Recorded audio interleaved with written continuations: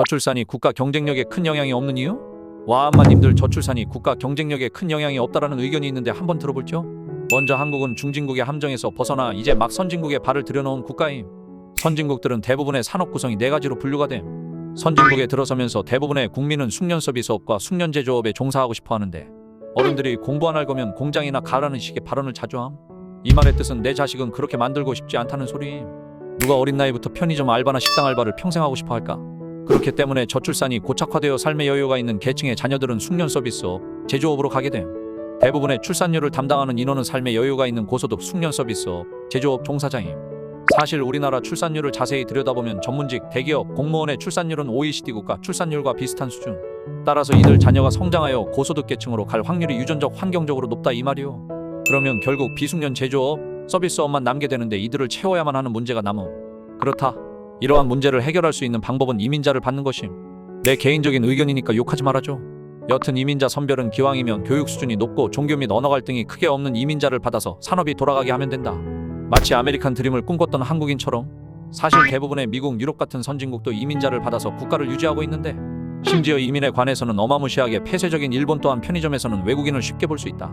한국도 이미 시골은 이민자들이 일자리를 점령했고 죄다 중국어, 베트남어뿐임. 중소도시나 광역시 일부 지역도 이미 10년에서 20년 전에 비해서 외국어 간판이 압도적으로 많이 늘어난 걸 알 수 있는데, 대학로 몇 군데만 가봐도 알 수 있음. 안산, 시흥, 서울, 부산 등 마찬가지임. 즉 모든 국가는 경제성장이 최우선인데 한국도 마찬가지인 게 어느 정치인이나 경제성장을 목표로 한다. 즉 내 집값, 주식이 플러스면 좋은 거임. 그렇기 때문에 집값을 높이려면 수요를 높여야 하는데 저출산이면 수요가 생길 수 없다. 결국 외국에서 데려와서 수요를 창출해야 집값이 방어되는 것인데, 지방은 곡소리 날 듯. 또 주식이 오르려면 대기업, 중견, 중소 등 경쟁력이 있어야 함. 근데 저출산이라도 대기업들 문제가 없긴 한데 여전히 대기업에 가려는 사람들이 줄 서 있는 상황이고 10년, 20년 뒤 저출산이어도 엘리트들이 줄 서기 때문임. 다만 그 밑에 중견, 중소가 문제인데 이들이 대기업 하청을 받아 서포트하지 않으면 대기업도 존속하기 어려운 상황? 즉 머리가 중요하다고 손발을 자르고 살 수 없는 이유임. 결국 이민자가 이를 해소해 줄 수밖에 없음. 소비 문제도 이민이 해결해 줄 수가 있는데 출산율이 저하되면 가장 악영향이 소비임. 그 대안 또한 이민자인데 지금도 시골 가면 외국인들이 지역 경제를 살리고 있는 상황? 결국 이민을 받아야 하는데 국가도 국민도 모두에게 이익이 되는 결과임. 어느 한쪽이 손해면 추진할 수 없지만 이익이 되기에 한국은 다문화, 다민족, 다인종을 지향할 것이다.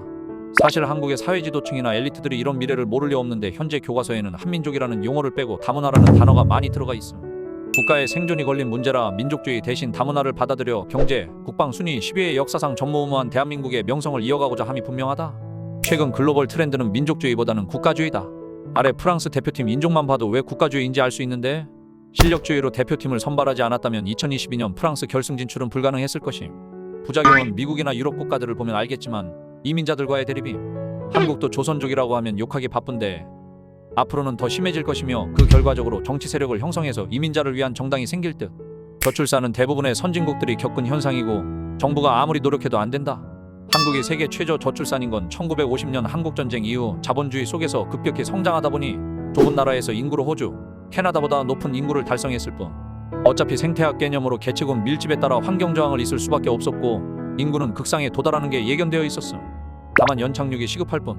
결과적으로 국가는 이민을 받을 수밖에 없을 뿐 언제냐의 문제일 뿐임.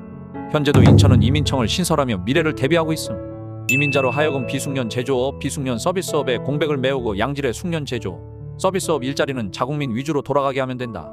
그럼 구독받고 나랑 같이 공부하자.